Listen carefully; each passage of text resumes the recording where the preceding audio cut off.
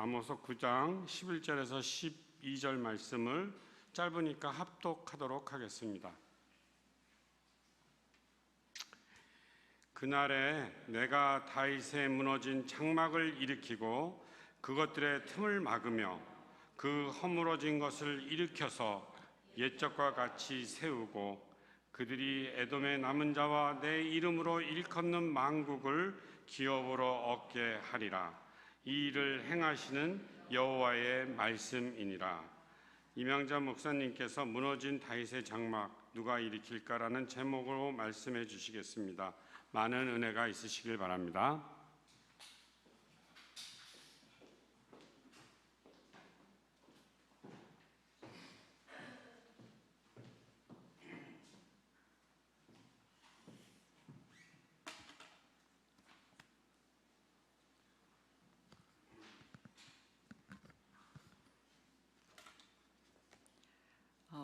또 이렇게 뵙게 돼서 너무 반갑고 감사합니다. 특별히 오늘 챔버에 두 어린 학생 찬양으로 섬겨주셔서 제가 너무 기뻤어요. 그리고 찬양도 기쁘고 또 기도해 주신 우리 집사님도 감사를 드립니다. 우리 잠깐 기도할까요? 하나님, 주님이 함께 하시는 줄 믿습니다. 이 교회의 앞으로의 길도 예수 그리스도의 이름을 위하여 의의 길로 인도하실 줄 주님 믿습니다. 부족한 종이 말씀을 나눌 때에 하나님 아버지 은혜가 되게 도와주시고 각 성도들의 믿음의 분량대로 이것이 씨앗이 되고 열매 맺을 수 있도록 주님 역사하여 주옵소서. 예수 그리스도 이름으로 감사하며 기도드렸습니다. 아멘. 정말 하나님이 기뻐하는 교회를 세우기 위해서 애쓰시는 한빛교회 성도님들, 주님이 동행하심을 믿고 새 힘이 있기를 정말 날마다 기도합니다. 제가 하나 질문을 던질게요. 여러분들 선교하는 사람에게는 늘 하는 질문이에요. 여러분들의 생각의 중심에는 무엇이 있습니까? 다 하나님이 있다고 하겠죠. 우리 기도도 잘하고 찬양도 잘하고 뜨겁게 하고, 그러나 이것은 늘 경계해야 될 부분인데요. 보통 이걸 세계관이라 그래요. 그래서 어쩌면 이 시대의 영적 싸움은 세계관의 싸움이라고 볼 수 있습니다. 세상을 보는 눈이죠. 안경을 우리가 볼 때에 어떤 안경을 쓰느냐, 어떤 색을 칠했느냐에 따라서 빨간색 칠해갖고 보면 다 빨갛게 보이는 거죠. 요즘 이데올로기 전쟁이 그렇습니다. 근데 우리 성도는 어떤 눈으로 보나요? 이 세상을, 상황을 하나님의 눈으로, 하나님의 마음으로, 우리는 하나님의 마음으로 보는 것이 성도입니다. 근데 이 세상은 하나님을 알지 못하기에 하나님의 마음으로 세상을 보는 성도들에게는 쉽지 않아요. 정말 쉽지 않아요. 그래서 성도의 바울도 그러시잖아요. 고난은 내게 유익이라. 진짜 유익일까요? 고난이 닥치면 죽을 것 같고 두렵습니다. 저는 많이 경험을 했어요. 진짜 고난이 유익이 되는 과정은 이제 쉽지 않은데요. 사실 제 얘기를 잠깐 할게요. 저는 24세에 전도를 받았어요. 직장 동료에게. 저는 4대째 모태신앙이에요. 그리고 선교사, 우리 그 할머니, 쭉 4대째 할머니가 선교사로부터 믿음을 받고 기독교 문화 속에서 자라서 다른 종교에 대해서는 한 번도 경험하고 부딪힌 적이 없어요. 근데도 교회와는 무관했습니다. 제가 딸만 있는 집의 맏이었기 때문에 우리 어머니는 교육열이 너무 강하셔서 뭐 요즘 애들 같이 마찬가지로 이제 그때는 치맛바람이라고 그랬어요. 6살 때부터 저를 가회를 시켰어요. 저는 가회 속에서 내 자란 거예요. 그냥 세상이 그런 줄 알았어요. 그 모든 것의 기준이 오늘 몇 점이야? 그거로 끝나는 거예요. 이렇게 자라고 이렇게 형성된 저는 어떤 인간이 되었겠습니까? 제 핵심 코어는 학벌. 제가 이게 24살까지 계속 그렇게 있었습니다. 제에게는 학벌, 그 다음에 이 엄마로부터 벗어나는 거. 그러면서도 엄마한테 지극히 의존적이에요. 그래서 제가 이제 실존의 질문이 온 거예요. 도대체 나는 뭐야? 엄청 제가 이것 때문에 괴로웠어요. 괴로웠는데 제가 이제 은행에 취업을 했는데 국제은행이니까 좋은 분위기죠. 학벌도 다 좋고. 근데 제 옆에 그분은 이제 무역 지급 인증을 하는 거고 저는 외환을 하고. 근데 그분은 항상 성경책을 옆에 놓고 있고, 그리고 업자들이 오면 중요하죠. 그 업자들은 여기 인증을 받아야 이게 수출이 되느냐 안 되느냐 이런 일이니까 그분들에게 언제나 전도를 하는 거예요. 저는 그 당시 이 사람은 좀 부족한가? 그래갖고 이제 제 그 어리석음이 또 발동을 한 거죠. 물어봤어요. 당신은 이제 모든 신상 조사를 하는 거죠. 어느 학교 나왔어요? 대학교, 고등학교, 그의 집안까지. 근데 아주 좋았어요. 집안도 투스타 집안에, 뭐 학교도 나쁘지 않고.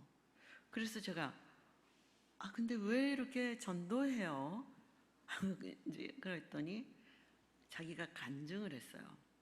왜 저도 엄청 마음이 갈급했던 터이라서 그분이 만난 하나님을 나도 만났으면 그럼 살 것 같았어요. 나는 그러면 살아갈 수 있는 힘이 있을 것 같았어요. 그렇다고 뭐 제 상황이 그렇게 나쁜 건 아닌데 내적으로 엄청나게 갈급했던 거예요. 그리고 진짜 살고 싶었어요. 진짜 나를 발견하고 싶었어요. 이제 정체성의 문제죠. 그래서 이제 그때부터, 그래서 제가 이 청계산이 아주 익숙해요. 그때부터 이제 그분이 순복음교회 다니던 분인데 이제 철야부터 이제 새벽 4시까지 기도하고 운동까지 하고 나오는 거예요. 금식 기도도 저는 하나님을 만나기 위해서 금식을 해요. 오산리 기도 가서. 그걸 집에서도 하고. 근데 뭐 내 눈에는 아무 증거 안 보이는 거예요. 그래도 나는 하나님을 믿습니다 하고 또 이제 전진하고 나가고 이러던 차인데 이제 그렇게 완전하지 않은 상황 속에서 신학을 하게 된 거죠. 사실 신학을 할 때는 이미 2 자녀와 남편이 있었고 또 시댁이 있었고 이런 여러 가지 그런 상황 속에서 신학을 한다는 것은 엄청난 말도 안 되는 거였어요. 근데 진짜 본 제 상황은 너무너무 힘들었어요.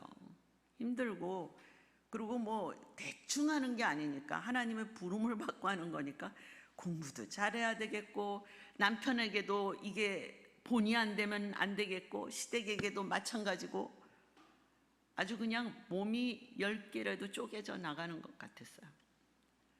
이제 그런 상황 속에서 하는데 뭐 인간이라는 건 다 한계가 있는 거잖아요. 건강이 아주 나빠지기 시작을 했습니다. 툭 하면 열이 오르고 툭 하면 넘어지고 이제 이런 일들의 반복 속에서 어디다가도 하소연을 할 수 있는 상황이 아니었어요. 왜냐하면 아무도 시켜서 하라는 게 아니에요. 다 반기는 일이 아니거든요.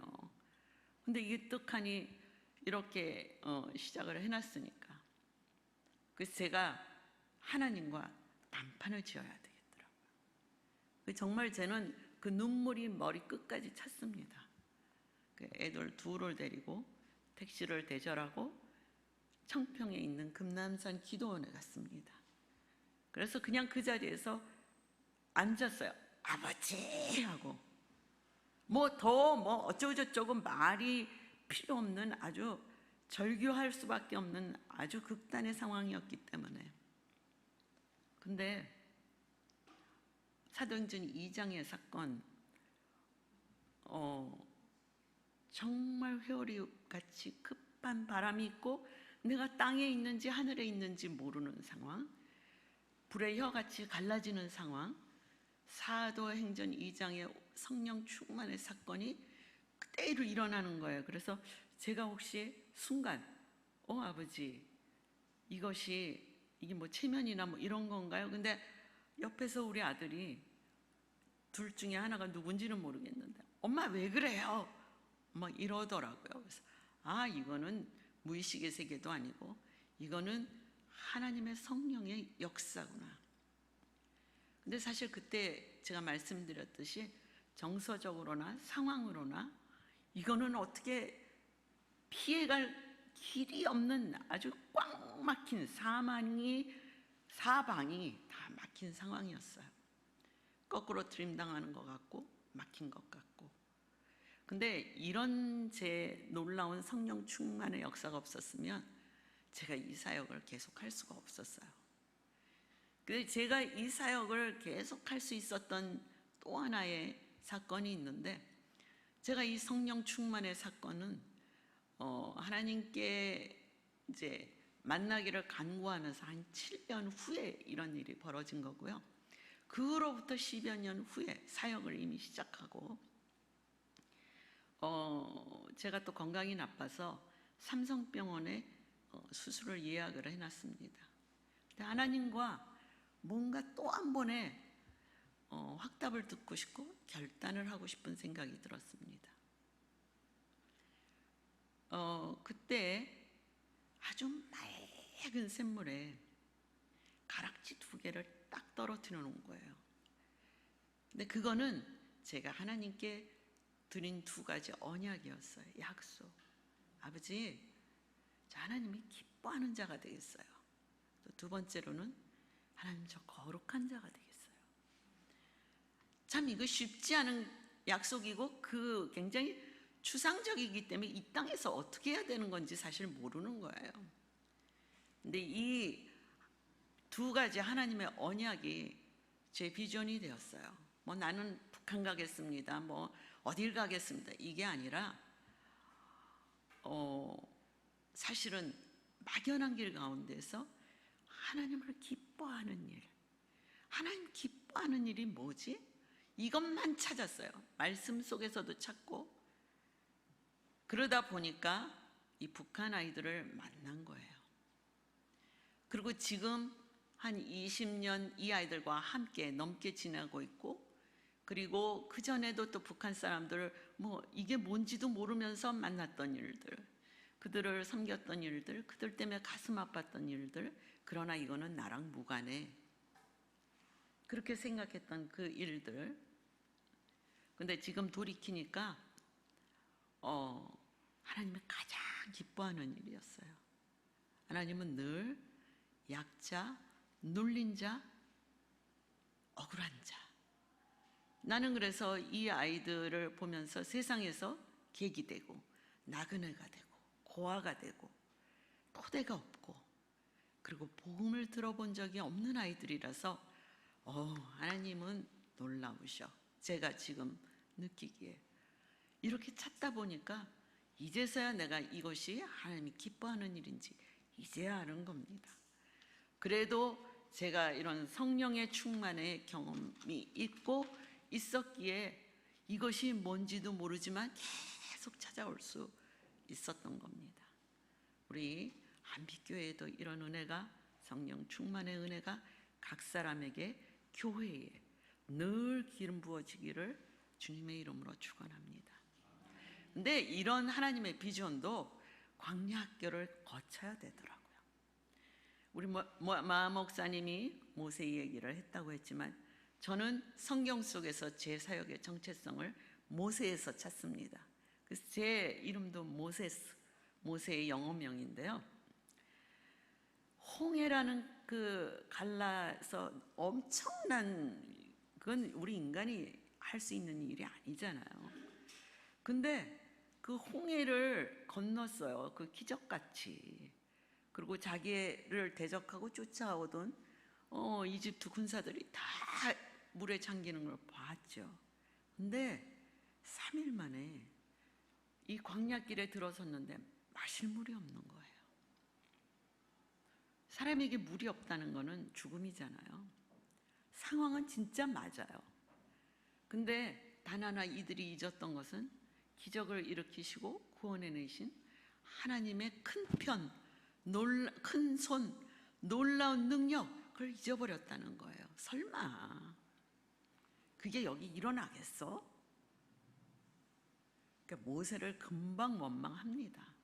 당연히 원망하죠. 우리는 한계가 있으니까. 물이 없으면. 근데 물을 발견했는데 물이 써요. 자, 이 하나님의 능력을 경험했던 이 이스라엘 백성은 모세를 원망하지만 결국은 하나님을 원망한 거예요. 하나님. 중간에 모세가 섰을 뿐이에요. 하나님에 대해서 비방하고 이렇게 한 거기에 모세는 어떻게 했느냐? 기도했죠. 모세의 훌륭한 점은 기도한 거예요. 기도할 데 없으니까 그나마 나타난 물이 쓴 물이야.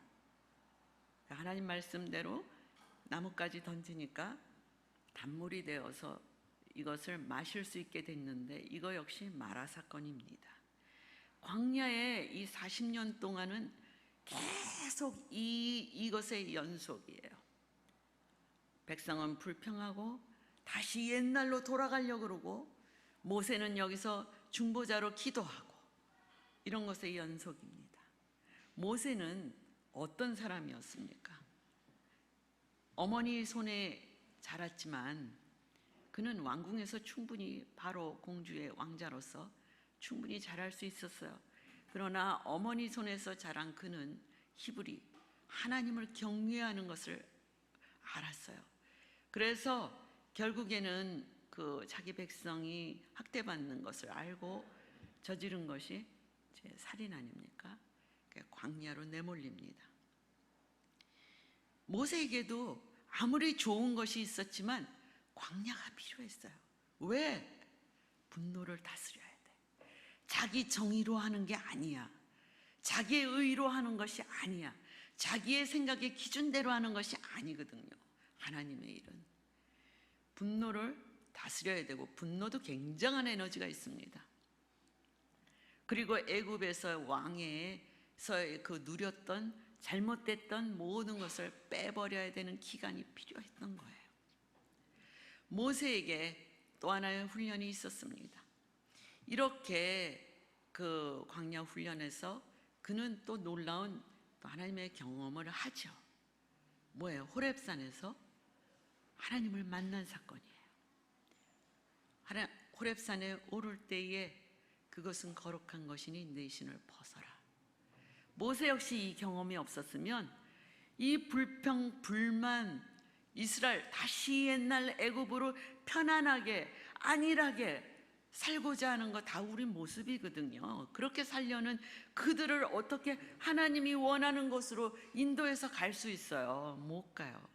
성령의 힘이 아니면, 하나님의 힘이 아니면 모세는 뭐가 아쉬워서 이들을 대신해서 중보하고 그렇게 했겠습니까? 모세에게는 이런 하나님이 살아계심을 확신히 경험하는 그런 경험이 있었기 때문입니다. 이렇듯이 하나님의 사역에는 반드시 키퍼슨이 있어요. 근데 이런 키퍼슨은 성경의 부르심을 받은 자들이, 믿음의 사람들이 아브라함부터 히브리서 11장에 쫙 나열이 되는데 한번 보세요. 이들은 영웅은 아니에요. 그리고 이들의 삶이 영웅적인 삶도 아니었어요. 단지 하나님의 음성에 늘 민감했고 그 음성에 늘 순종하려고 애썼고 그리고 그 순종의 삶대로 살아보려고 애썼고 그래서 자기도 구원받고 결국에 모세는 자기가 그토록 기리고 그렇게 애썼던 가나안 땅에 못 들어가잖아요. 1세대가 그 땅에서 다 거기서 죽고 말 때 그렇다고 그들이 구원을 못 받은 건 아니잖아요. 그냥 거기서 멈춥니다.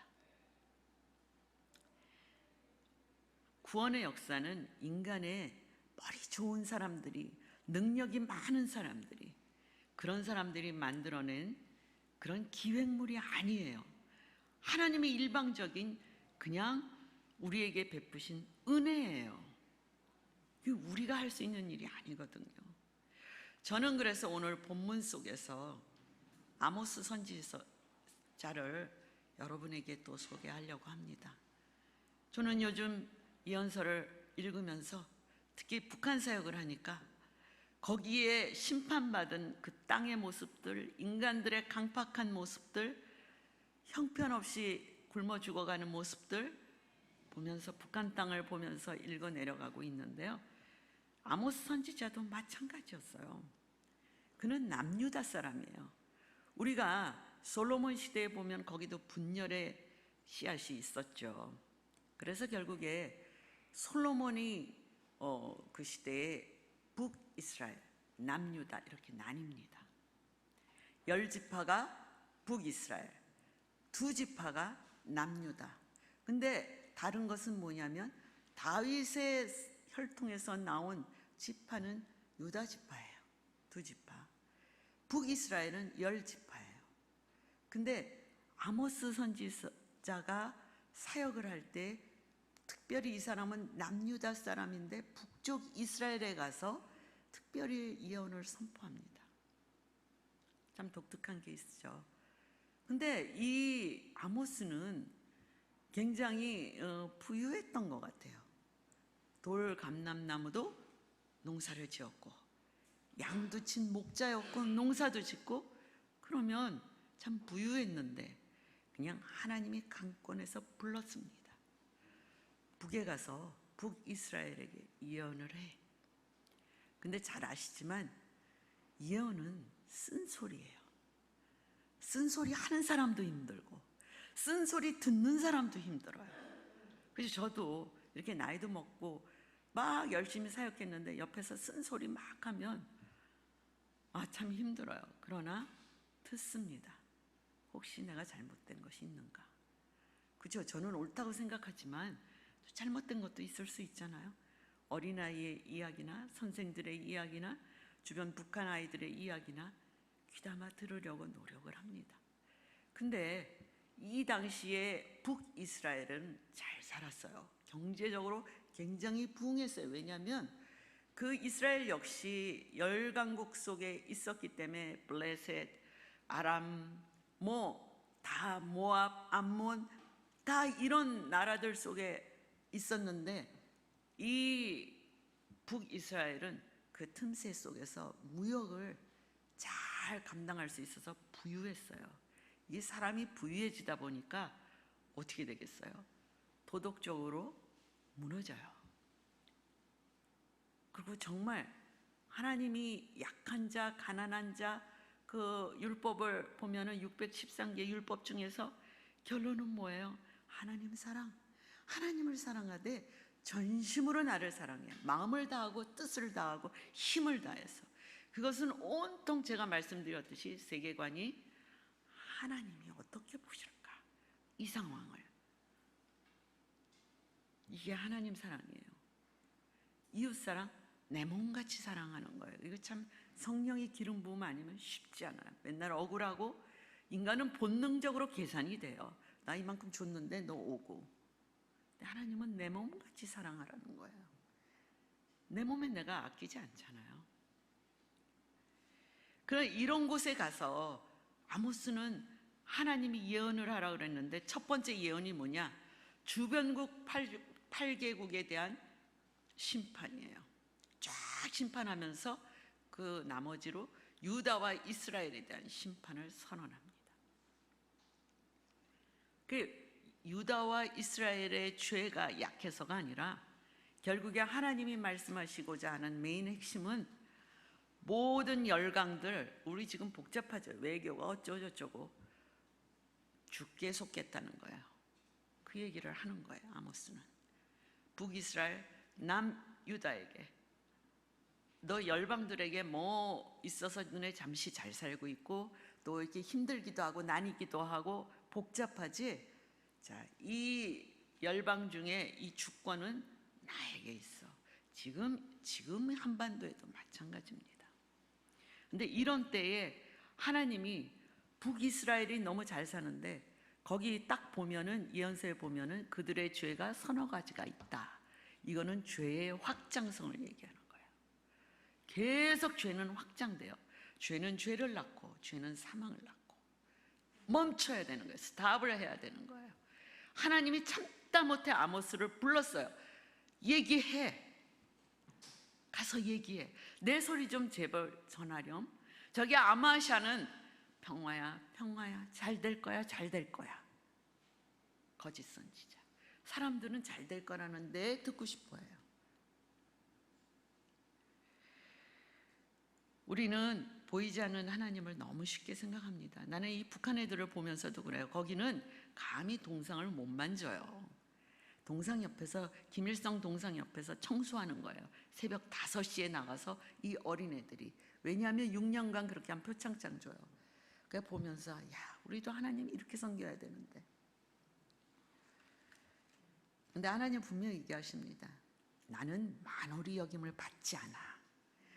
내 헤아리는 것 다 헤아려. 너네 속까지, 뼛속까지, 관절까지, MRI 다 계속 나오지만 그거 이상으로 눈의 속을 다 들여다보고 있는 말씀을 그렇게 하세요. 두렵고 떨릴 거예요, 우리가. 그리고 너희는 정한 이치가 있는데 죽어. 그 후엔 심판이 있어. 우리 기껏해야 뭐 100세라고 그러지만 뭐 80 이후에는 덤이잖아요. 그래서 하나님의 이 심판 메시지는 귀담아 들을 필요가 있습니다. 근데 메시지도 다 하나님은 맞게 해요. 이 믿지 않는 종족들에게는 어떻게 하느냐? 그들의 행위의 심판대로. 너네 너무 음란해. 너무 돈 가진 자, 너무 정말 가난한 자를 모른 척해. 가난한 자가 그렇다고 꼭 옳으냐? 그것도 아니거든요. 그래서 하나님께서는 그들의 행위대로 다 심판하면서 유다와 이스라엘에게는 유다, 너 하나님의 율법을 너무 멸시해, 무시해. 북이스라엘에게는 이제 여기는 엄청 그 다윗의 정통성이 없잖아요. 여로보암이 그대로 제사장들 자기 마음대로 세우고 왕 세우고 간 거 아니에요? 그러니까 더 열심히 성전 중심으로 하나님을 섬긴 거예요. 하나님은 그거 아니야. 9장 여기 1절에 보면은 제단의 기둥부터 하나님이 쳐부숩니다. 그래서 이 북이스라엘에는 너네가 그렇게 재물도 많이 헌금도 많이 하고 쉽게 우리말로 표현하면 찬양도 은혜롭게 하고 예배도 그렇게 드리지만 나와는 무관해. 나로부터 멀어지는 거야. 그건 우상 숭배야. 하나님이 안타깝게 그 얘기를 하시는 거예요. 정말 우리의 예배는 신령과 교회 사이즈가 크든 작든 한 사람 한 사람이 신령과 진정으로 아버지 나의 주인이시고 아버지가 모든 것에 인도하시는 분임을 나는 고백해요. 이런 신령과 진정으로 드려지는 예배를 하나님도 이 시간에 찾는 거예요. 하나님은 믿는 자나 안 믿는 자에게나 심판은 엄정해요. 나도 이런 거 있지 않았으면 좋겠어요. 다 그냥 무마됐으면 좋겠어요. 좋은 게 좋은 거야. 하나님은 속일 수가 없어요. 하나님은 죄 없으신 분이기 때문에, 어둠이 없는 분이기 때문에 하나님은 엄정해요. 엄정해요. 너희가 내 심판을 피해서 수월에 갈지라도, 그죠? 땅속 깊이 하늘에 올라갈지라도, 갈멜산 꼭대기 그 놀라운 엘리야의 그 기적이 있던 그 장소에 갈지라도, 바다 밑에 숨어갈지라도, 여기 9장에 보면 다 나와요. 뱀을 동원해서라도 물릴 것이며 원수에 사로잡혀서 갈지라도 내 그 칼이 내 화를 면치 못하리라 그래요. 근데 참 놀랍게도 이거와 반대되는 고백이 있어요. 시편 139편인데 다윗의 고백이에요. 7절에서 10절이에요. 내가 주의 영을 떠나 어디로 가며 주의 앞에서 어디로 피할까요? 하늘에 있다고 내가 하나님의 영, 또 수월에 있다고 내가 하나님의 영이 나와 함께 있지 않습니까? 이 말은 뭐냐면 내가 너무 기뻐도, 내가 너무 하나님을 영광스럽게 해도 그건 하나님의 것이고, 수월 내가 죽을 것 같은 상황이라도 하나님이 나와 함께 하시고, 내가 정말 바다 깊은 곳에 있다 할지라도 하나님 나와 함께 하시고, 주의 손이, 그의 고백이 뭐냐면 주의 손이 나를 인도하시고 주의 오른손이 나를 붙드시나이다. 이 참 대비되고 똑같아서 제가 여러분께 소개를 드리는 말씀입니다. 이때 다윗의 고백은, 다윗은 엄청 힘들었어요. 죽을 것 같았어요. 근데 이런 찬양이 나와요.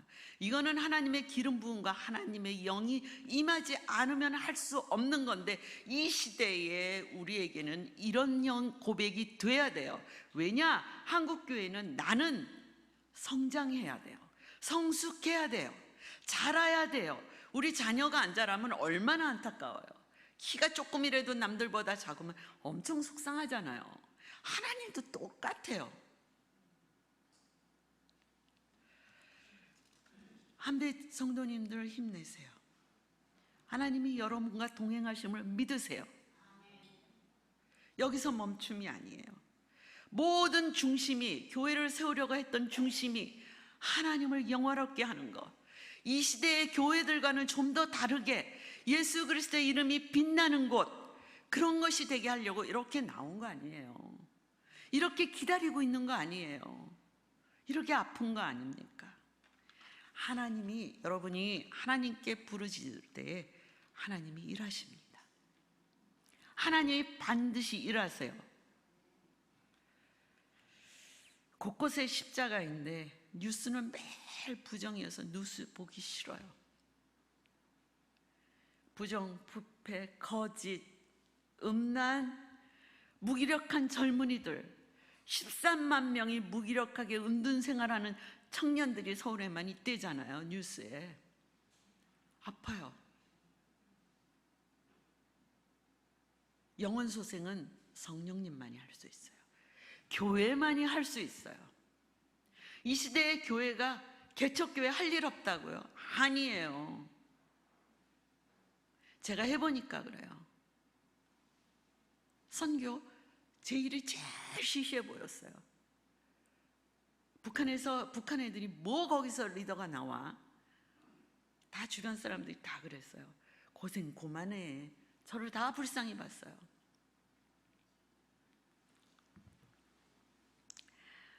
교회 할 일이 정말 많습니다.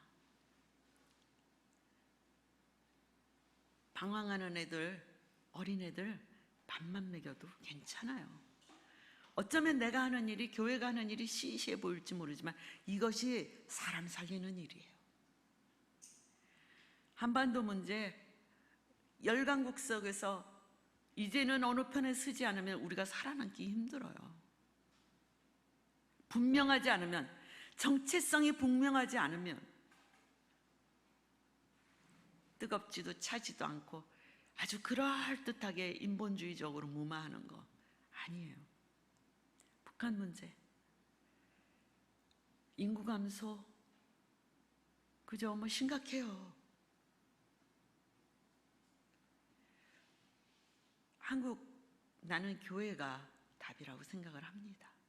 교회를 사랑해요. 그래서 오늘도 제가 왔고, 제 메시지가 제 믿음대로 선포하는 건데 성도님들께 어떻게 갈지도 모르면서 기도하면서 왔어요. 교회가 답이다. 교회가 살아야 돼요. 개개인이 살아야 돼요. 남과 비교하지 말고. 그저 산상수훈에서 마음이 가난한 자는 천국이 저희 것이라고 그랬어요. 마음이 가난하다는 건 가난한 자를 귀히 여긴다는 거예요. 무엇일까 한번 곰곰 생각해 보세요. 왜 내가 이렇게 분주한지, 무엇 때문에 이렇게 분주한지. 그동안 정말 우리는 하나님의 은혜로 초대 대통령은 기독교 국가가 서기를 원하면서 이렇게 만들었지만 또 이렇게 다 대립되고 뭐가 뭔지 모르겠어요. 그러나 교회가 하나님 안에서 바로 서면 저는 하나님이 일하신다고 분명히 봅니다. 현충원에 저희 아버지 현충원에 계시니까 가보면 이름 없는 무명의 용사가 얼마나 많아요. 마찬가지로 우리도 주의 일을 하는데 이름 없는 무명의 용사가 될 각오를 해야 돼요. 나이가 많으나 어리나 적으나 성령이 임하면 너희 아들 딸들이 예언을 하겠고, 그건 뭐냐면 메시지를 선포한다는 거예요. 젊은이들이 비전이 환상을 본다 그랬죠. 늙은이들이 꿈을 꾼다 그랬어요. 늙은이들이 무슨 꿈을 꿔요? 저도 이렇게 나이가 먹어가면서 정말 안주하지만 육체적으로도 한계가 있고, 그러나 하나님의 꿈에 대해서는 소멸될 수가 없는 그 은혜에 감사를 드리고 있습니다. 이 가운데에서 이렇게 믿는 자들에 의해서 한국교회는 성장했고, 대한민국은 이제 뭐 G7, G20 뭐 이렇게 다 든다고 그래요. 이게 그냥 된 게 아니에요. 이름 없는 사람이 더 많아요. 하나님이 우리를 교회로 불러내셨을 때는 에클레시아, 교회 불러내어 따로 세우다. 각자 다 부르심이 있는 거예요. 크고 작고 자기 믿음의 분량대로, 달란트대로, 능력대로 그 부르심 최선을 다하면 되는 거예요. 그것이 공동체예요.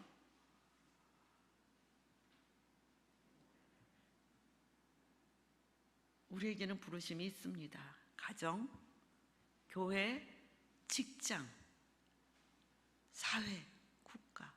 근데도 변하지 않죠. 크리스찬이 이렇게 많은데. 그러니까 자꾸 쇠해가고 기독교 이름이 자꾸 빗나가잖아요. 빛이 바라잖아요. 기독교인이라고 높이지 않아요. 노태 대통령이 불교 신자인데도 그때에도 기독교에 대해서 굉장히 높이셨어요. 독립운동, 이렇게 성장, 기독교의 역할이 크다. 하나님의 심판은 엄정하십니다. 수없이 많이 외치는 주의 음성, 우리 민감해지기를 원합니다. 얼마나 많은 설교들이 있어요. 그 설교가 많아서 내가 이 순간 자족하면 뭐해요? 그것이 나한테 역사에서 행위로 가야지. 그래야 자라요. 요단강도 밟는 거예요. 행하는 거예요. 그래야 성장해요. 그래야 하나님을 만날 수 있어요. 하나님은 심판이 목적이 아니에요. 돌아오라. 돌아와.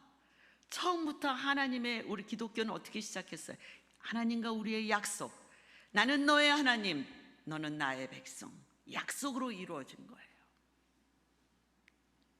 오늘 마찬가지예요. 이렇게 심판을 엄정하게 얘기하시지만 8절에 보면 정말 너는 나의 백성, 나는 너의 하나님 되심을 세상에 이제 이게 보이라 하시는 건데, 결국에는 보라, 주 여호와의 눈이 범죄한 나라를 주목하노니 내가 그것을 지면에서 멸하리라. 그러나 야곱의 집은 온전히 멸하지는 아니하리라. 남겨요. 항상 남깁니다. 근데 정말 우리가 그때 당시만 해도 아모스도 뭐 결과가 어떻게 될지 모르고 선포했을 거예요. 근데 하나님의 이스라엘 백성이 지금도 선민이라고 이스라엘에 가면 엄청 주장을 하는데 결국엔 뭐예요? 하나님이 신명기 28장 신명기의 약속 무너진 것 같아요. 그리고 이스라엘이 무너진 것 같죠. 그 다음에 다윗의 왕조, 나단 선지자들을 통해서 다윗에게 한 사무엘하의 7장에 나와 있는 내 왕위가 영원하리라. 아니에요. 아모스 예언대로 망했어요. 북이스라엘 더 먼저 망하고 남유다 망했어요. 바벨론에, 아수르에. 그러면 하나님의 이 언약들이 다 없어진 것 같으나 그렇지 않습니다. 우리의 기대와 단지 다를 뿐이에요. 하나님이 일하셨어요. 다윗의 왕조에서 메시아가 나왔어요. 이스라엘 왕은 없어진 것 같지만 2000년 만에, 거의 2000년 만에 이스라엘이 다시 존재합니다. 하나님이 왜 이렇게 하시느냐? 왜 이렇게 교회를 세우고 왜 우리를 부르셨느냐? 시대의 방향타를 우리를 통해서 본인의 방향타를 잡기 위해서예요. 이렇게 가야 하는 거야. 이렇게 가야 하는 거야. 방향타를 가리기 위해서요. 저는 한빛교회도 이렇게 하나님이 올바른 방향, 이 시대, 전환기 시대에 가고자 하는 방향을 하나님 음성에 민감해서 여지껏의 아픔을 통해서 그 방향타를 정확히 잡으셔서 믿음으로 가시기를 주님의 이름으로 간절히 기도합니다. 하나님은 죄인인 우리를 왜 달리 거룩한 제사장이라 그랬겠어요? 왜 거룩한 우리를 백성이라 그랬겠어요? 우리가 거룩해요? 안 거룩해요. 끊임없이 내 유익이에요. 내 유익대로 가는 것이 인간의 본성이에요. 이스라엘 백성처럼 애굽이 좋았어, 편안하고 아니라고 자자졸자 눕자 하고 싶은 게 우리예요. 사랑하는 성도 여러분, 애쓰셨어요. 이제 이 고난의 이 과정을 통해서 정말 하나님 원하시는 성령의 음성을 들으시도록 기도하면서 움직이면서 믿음의 발로 움직이고 나아가는 성도들이 되기를 원합니다. 오직 이 아모스서에 굉장히 유명한 말씀이 있죠. 저도 다윗의 장막을 학교에 만들어 놓고 이 말씀을 적어놨습니다. 오직 정의를 물같이, 공의를 마르지 않는 강같이 흐르게 할지어다. 하나님의 정의와 공의가 뭐예요? 율법으로? 아니에요. 하나님의 정의는, 하나님의 공의는 그리스도가 우리를 위해서 몸을 내준 것 같은 십자가의 사랑이에요. 사랑이에요. 그래서 정말 여러분 다 무너진 것 같고 틈새가 많이 보이고 그렇죠?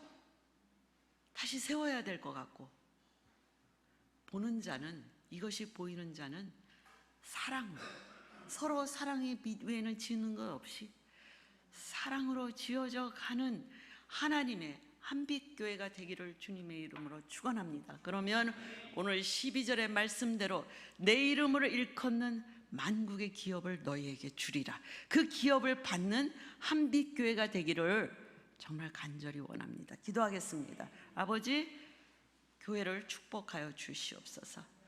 한빛교회의 성도님들 한 분 한 분 붙잡아 주옵소서. 여기에 키퍼슨, 세운 하나님의 종들을 기억하여 주시사 강건케 하시고 담대케 하시고 기도하게 하시고 순종하게 하시고 실천하게 하옵소서. 예수님의 이름으로 감사하며 기도드렸습니다. 아멘.